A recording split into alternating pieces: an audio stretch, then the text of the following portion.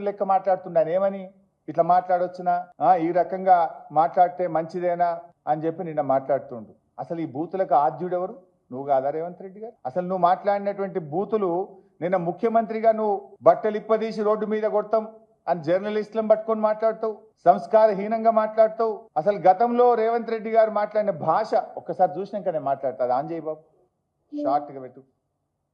ఈ సన్నాసి రండ అలాగే ఎర్ర గాల్చి పిర్రల మీద వాతలు పెడతాం. మీరు ఒక్కసారి చెప్పండి. నీ ముడ్డి మీద డ్రాయర్ కూడా ఉండదు పీకడం మొదలు పెడితే బిడ్డ. నడి బజార్లో ఉరి తీయాలన్నా, 100 మీటర్ల గోతి తీసి పాతి పెట్టాలన్నా, ఒక్కనొక్కని పండబెట్టి తొక్కి పేగులు తీసి మెడలేసుకొని ఊరేగుతాం బిడ్డ. లోపల నా కొడుకులు ఛానళ్ళు ఉన్నాయి కదా అని అడ్డగోలు చేస్తే చూసుకుంటూ ఊకుంటా అంటారు. పండబెట్టి తొక్కి పేగులు తీస్తే గాడిద కొడుకులు నొక్కనొక్కని. అట్లాంటి లపుట్ నా కొడుకులకు నేను సమాధానం చెప్పను. దాని అమ్మ మొగుని ఇంట్లోనే అన్ని తెచ్చి చూపించుకోమని చెప్పారు. టీవీలో వేసుకో, నాకేం అభ్యంతరం లేదు.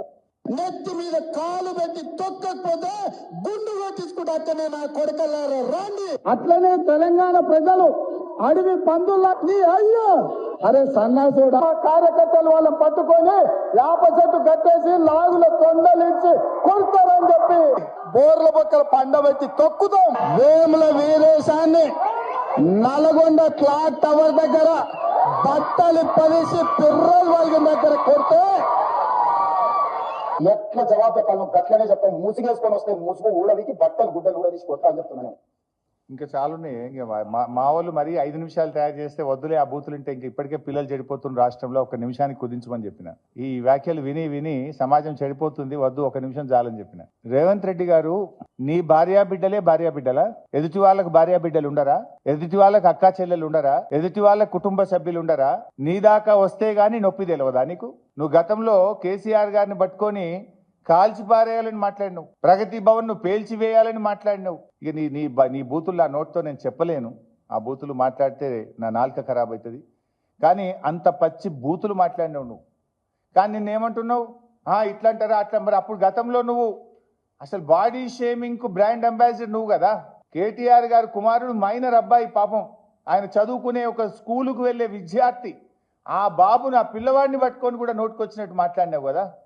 నా ఎత్తు పొడుగు గురించి కూడా అడ్డమైన కూతలు కూసినావు కదా నువ్వు. అసలు బాడీ షేమింగ్కు రాజకీయాల్లో అవకాశం ఉంటుందా? ఏం మాట్లాడుతావు నువ్వు? అసలు మనిషివా పశువువా నువ్వు? మనిషి అయితే అన్నం తినేటోడైతే ఇట్లా మాట్లాడింది నువ్వు, చెడగొట్టింది నువ్వు, రాజకీయాలను కలుషితం చేసింది నువ్వు, బూతులకు నిలయం చేసింది నువ్వు. ఏదో 100 ఎలుకలు తిన్న పిల్లట నేను శాకాహారిని అన్నట్టు బూతులకు బ్రాండ్ అంబాసిడర్ నువ్వు. నీతి సూత్రాలు, నీతి వ్యాఖ్యలు నువ్వు వల్లిస్తే ఎట్లా రేవంత్ రెడ్డి గారు?